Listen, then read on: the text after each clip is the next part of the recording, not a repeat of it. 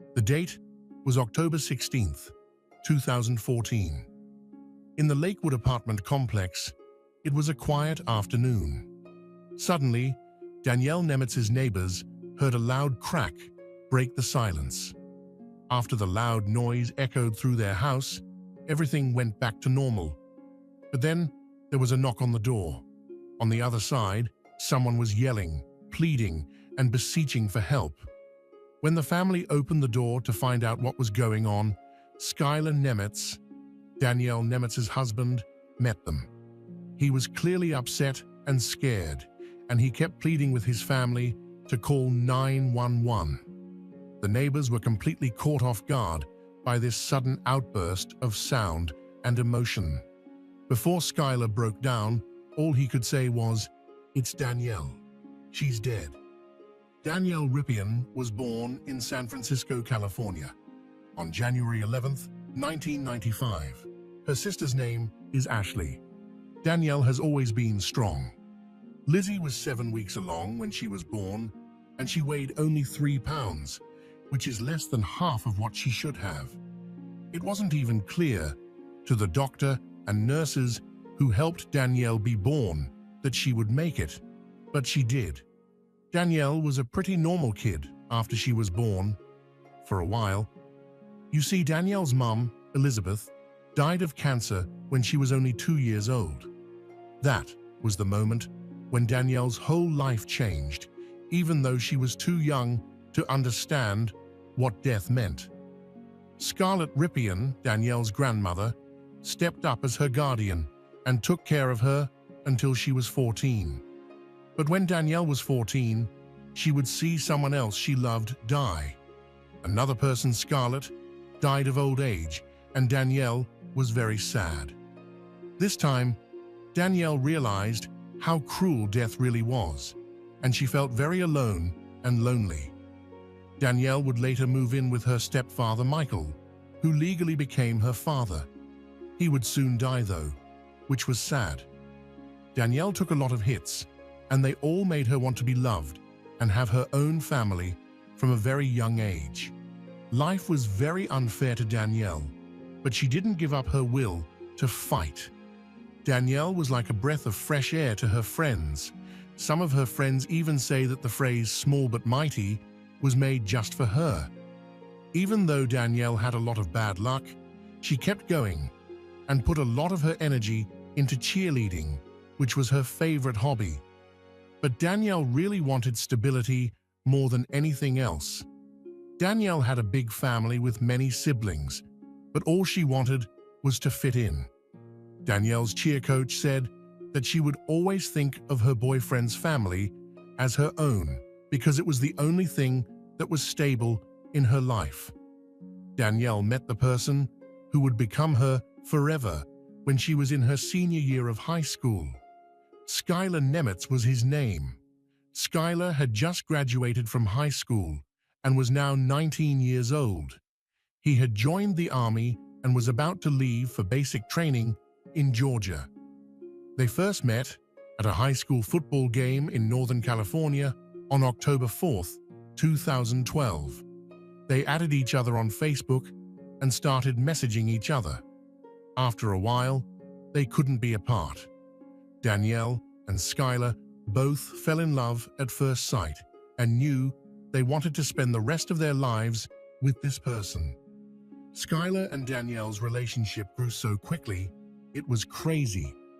In just a few weeks, Danielle moved in with Skylar and Danette, his mom. Skylar asked Danielle to marry him on top of a mountain on their first Christmas together. Danielle said yes with tears in her eyes, and their future was set. Skylar and Danielle got married on March 7th, 2013, a few months after Skylar finished his basic training. This was Danielle's wish. She finally had her own family. It was small, but it made her feel like she belonged and was loved, so it was perfect. Danielle and Skylar were very happy when they got married.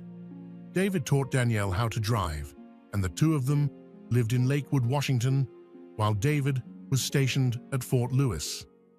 Danielle finished high school and got a job at a local countertop store after she got married.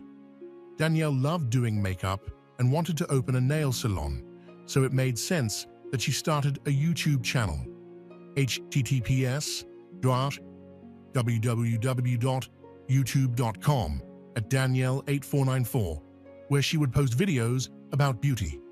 As any other couple, they also got 2 cute dogs. They also wanted to travel the world before they settled down and had more children. The case took place at a time when Danielle's sister Ashley was about to give birth. Danielle was very excited to be an aunt. Danielle would not get to meet her niece or nephew, which was very sad. She also wouldn't be able to start her own family. The terrible day was October 16th, 2014, just over 2 years after she married Skylar. She was found dead in her home. Skylar was going to be gone for 3 weeks for field training in Yakima, Washington, in September 2014. Danielle was going to stay home with their 2 dogs. On October 16th, Danielle FaceTimed her best friend, Michaela Yingling, all day. During the call, Danielle seemed very excited for Skylar to finally get home. She even put candles around the house to show how happy she was. She did her things, like bathing the dogs and getting the house ready for Skylar to come home. She was getting ready when Skylar texted her and asked her to get a certain bottle of rum and whiskey for the night.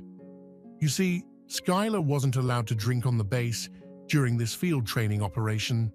That's why he asked Danielle to buy him alcohol since he was coming home. Around 4 p.m., Danielle saw Skylar again and FaceTimed Michaela again. Skylar joined the call and said hello to his wife's best friend. At that moment, everything looked great. Of course, that was the last time anyone saw Danielle alive. Less than 15 minutes later, Danielle and Skylar's neighbors called 911 in a panic. The neighbors say that a frantic Skylar begged them to call 911. During the call, the neighbors told the operators that they heard a lot of noises and banging coming from the Nemitz home. Skylar then told the operators that his wife had hurt herself while cleaning a rifle. To give you some background, Skylar and Danielle were both crazy about guns. They would often hang out at the firing range and try out different guns.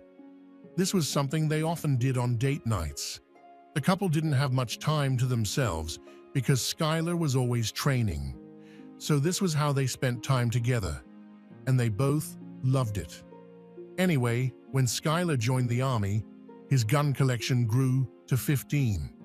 For Danielle's 19th birthday, Skylar gave her a blue automatic rifle, which happened to be the rifle she was cleaning when it went off by accident. When the police and emergency services got to the room where Skylar said Danielle was, they were shocked and couldn't say a word. Danielle was slouched over on a table and not moving at all. Her computer was in front of her, and she had been fatally shot. The detectives had no idea what was going on. They needed answers quickly, and the first person they talked to was Skylar, who had recently lost his wife. She was the only person who could have seen this horrible attack. When the police got there, they found Skylar near his car. He looked upset. He was slouched and looked like he was crying. But what the police saw was that Skylar wasn't obviously crying. His eyes were closed tight and his face was twisted, but he wasn't crying. He was just making sounds like he was crying. The police began questioning Skylar because they really wanted to know what happened at the Nemitz house that killed Danielle. However, this is where Skylar began to tell a story that was very different from what he told the neighbors on the 911 call. From what he heard, Danielle was on her computer and Skylar was cleaning the gun. Even though the magazine was broken off, he didn't know that the gun still had 1 bullet in it. While he was working on the gun that was aimed right at Danielle, he accidentally pulled the trigger, which sent a bullet through Danielle and killed her instantly and tragically. Because of this, the police had even more doubts, so they decided to put Skylar in the police car and take him to the station. Skylar was emotional in the car, which was full of recording devices. He told Danielle he loved her over and over again and asked God to forgive him. He would go from crying about how his career might be over to yelling Danielle's name and saying things like, "I didn't mean to do it." Sometimes Skylar would be crying, but not have any tears on his face, and other times he would be very serious and alert, especially when the police wanted to question him. The detectives were now sure that Skylar wasn't really upset and emotional. He was just putting on a show. From the station, Skylar's stories kept getting different. Whenever he was questioned, something would be different from what he had said before. Every time Skylar spilled something, it was different. It didn't matter where the magazine was when he was cleaning the gun, how the shot was fired, or who was holding the gun. 8 times to be exact, Skylar changed his story while being questioned for 5 hours. It was making the police lose their minds. The police knew Skylar wasn't telling the truth. He was just making up stories about how he shot his wife by accident, or how his wife shot herself by accident. Yesterday, Skylar finally changed his story 9 times. On his 10th try, he said that he was the one who pulled the trigger and even pointed the gun at Danielle, but he didn't know the gun was loaded. To begin with, why would someone point a gun at their family or friends if it wasn't armed? Second, the wound on Danielle's head showed that the gun was pointed at her from close range. Everything made people think of something terrible and dark. Did Danielle know Skylar was holding a gun so close to her? It's so scary to even think about it. As for whether Danielle meant for it to happen or not, she might not have known what was going on behind her. Meanwhile, while Skylar was at the station, a few police officers called Danielle's family and friends to tell them about her untimely death and to find out more about Skylar and Danielle's relationship. The police believed that the couple's marriage was not as good as it seemed. They were right, because many of Danielle's friends came forward with details, and let's just say that Skylar was not on their nice list. Michaela, Danielle's best friend, was the first person to speak up. She said Skylar always made her feel weird. He swept Danielle off her feet as soon as they met. This isn't a big deal in and of itself, but Michaela thought Skylar should have spent more time getting to know her since she and Danielle were so close. You might or might not agree with her, but that's how she felt. Michaela also said that Danielle would be closely watched by Skylar, who wouldn't let her hang out with her friends and wouldn't even let her spend money without his permission. But if I'm being honest, the money thing could have been because they were short on cash. I think that's a bit of a stretch. Another man, James Peltier, was like a father figure to Danielle. He had only met Skylar once, if you can call shaking his hand and walking back to his car a meeting. This was definitely a little strange. No one liked how Skylar didn't try to get to know Danielle's dad figure. Now, there's a reason for every story. For instance, I didn't spend much time getting to know my wife's parents before we got married because I knew they were bad people. I'm talking about people who were found guilty of crimes and never changed their ways. In the case of Danielle, though, that was not the case. The next piece of information is a little harder for Skylar to get out of. Check this out. James also told the police that Skylar hit Danielle during a fight and broke her phone. Danielle also told James that Skylar was very violent and physical, especially when he was drunk, which really scared James to his core. Danielle was also left alone by Skylar, who made her clean the house all the time. After they were married for a while, Danielle's friends noticed that she didn't have that spark or light in her eyes anymore. She was stiff, her smiles were fake, and she always had to ask Skylar for something. To make things worse, Skylar thought Danielle was cheating on him. He thought Danielle was cheating on him with Michael Newton, her boss, even though there wasn't a single piece of evidence to support this. Then, while the police were looking into it, a woman named Carrie Fass went to the station and told them all about Skylar and Danielle's not-so-perfect marriage. Carrie got to know Danielle pretty well because her husband worked with Skylar at the countertop store. It turned out that Skylar was not only controlling and manipulative, but he also hurt Danielle physically. Carrie told the police that Danielle had to cover up the bruises on her arms with long-sleeved shirts. All of the bruises were caused by Skylar. Skylar was very worried about Danielle's boss, Michael, and Carrie told the police about him. Michael, Danielle's married boss, was said to be pretty by Carrie, but that was all she said.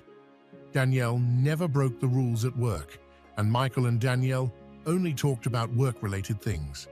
But what did Skylar think? Of course not.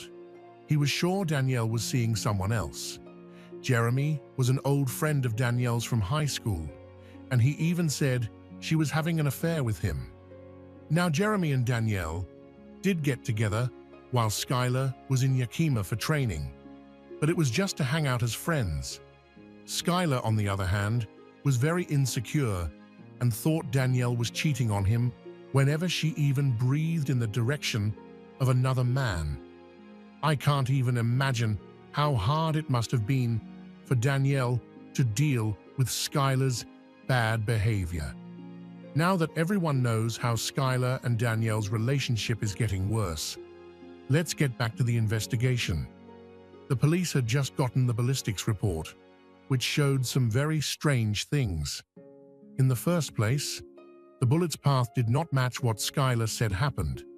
Danielle would have been hit in a different spot by the bullet if Skylar's gun had been on his waist, as he said in a previous statement. But the way the bullet went through the air showed that the gun had to be at shoulder height for Danielle to be hit in the back of the head. So, this proved that Skylar was lying. Plus, the fact that the gun was pointed so close to Danielle while she wasn't looking makes things even scarier. Another pretty bad injury Skylar had was on the index finger of the hand he used most. He did everything with the same hand, even held guns. He might not have gotten this injury from cleaning a gun, but he might have gotten it from firing one. With all of this evidence, and even some angry text messages between Danielle and Skylar that showed how unstable their relationship really was, the police charged Skylar Nemitz with killing his wife Danielle in the first degree and arrested him. He had a $1 million bond to stay in Pierce County Jail. The charges against Skylar were thrown out, and he was waiting to be tried. The trial began on January 21st, 2016, which was about 2 years after Danielle's death. What I find so strange is that Skylar's mother stood by his side the whole time, even though there was a lot of evidence against him. And this broke my heart to see. No matter what, I'm sure every mother would.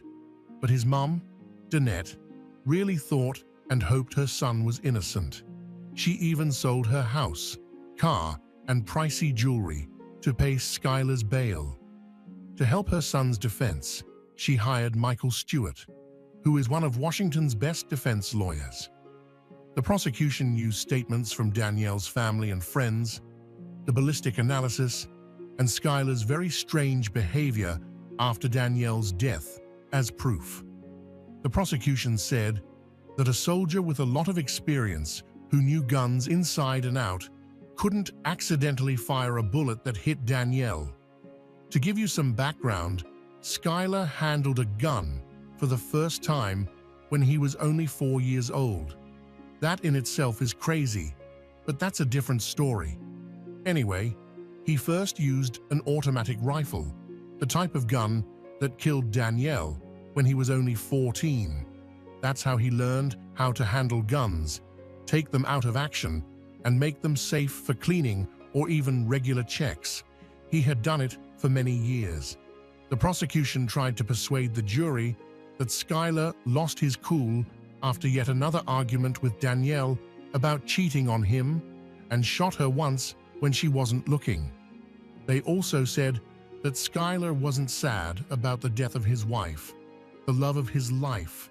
Instead, they said he dumped all the alcohol that he had asked Danielle to buy for him down the sink. While he was on trial, Skyler kept trying to hide how he felt, but he was really bad at it. He would act like he was crying, but he never did. His voice would never shake, and he would never show any signs of real emotion.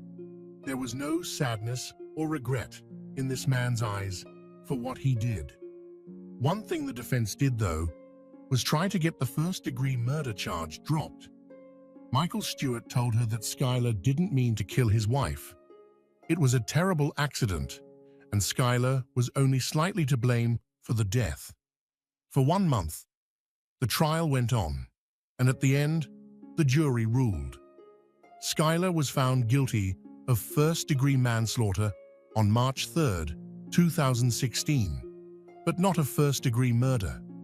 The prosecution failed to persuade the jury that Skyler killed his wife on purpose. This was a terrible scene in court, but things were even worse for Danielle's family and friends. Skyler Nemitz got the harshest sentence possible for the charge on March 25, 2016, which was 13.5 years in prison. He is supposed to be freed in 2029. But Skyler's case came up again at the end of July 2020. He said that the manslaughter charge got him the harshest sentence possible, but that his young age wasn't taken into account. The lawyers for Skyler said that his sentence was a complete miscarriage of justice. It was said that the jury didn't take into account how young and immature he was when they gave him the harshest sentence possible. But accident or no accident, do I need to remind you that this horrible person is in prison for 13.5 years for killing his wife? Skyler's defense team said that the jury didn't understand that being careless is the very hallmark of youth. Even though he did act carelessly, so does the defense mean that a young person can kill someone in cold blood and not get in trouble for it because young people are usually careless and immature? Thank goodness the jury didn't agree with this appeal and made it clear that being young and careless doesn't give anyone permission to commit horrible crimes. That means Skyler will have to stay locked up until 2029. Danielle's family took Skyler's sentence very badly. It took 13.5 years, which is not even close to enough time to give Danielle what she deserved. She died so cruelly at the hands of her abusive husband. Even though James wasn't Danielle's real child, he loved her very much. James remembers Danielle running through the front door and giving him a bear hug as one of his favorite times with her. James is very sad because he will never see or hear Danielle's voice or see her smile again. Ashley, Danielle's sister, wanted to see her grow up, have kids, and live a happy life with her partner. Sadly, Ashley would never get to see that happen because her short 19-year life was cut short by someone she thought would be there for her no matter what. On October 26, 2014, a candlelight vigil was held for Danielle. People shared touching and happy stories about how she changed so many lives just by being herself. It's so sad and heavy that a monster who killed his wife out of jealousy, control, and manipulation got such a light sentence for it. Danielle fought hard. Even though the odds were against her, she came out smiling. It's so sad to think that she had to die that way, for no reason. There is no good news in this situation. It only hurts and makes you lose hope. Danielle died for no reason, and the person who killed her isn't even getting the punishment he deserves. Thank you for watching today's video on this chilling true crime case. If you found it insightful, don't forget to hit the like button and subscribe for more real-life stories. Share your thoughts or any cases you'd like to see covered in the comments below. Stay tuned, stay safe, and remember, justice is often just a story waiting to be told.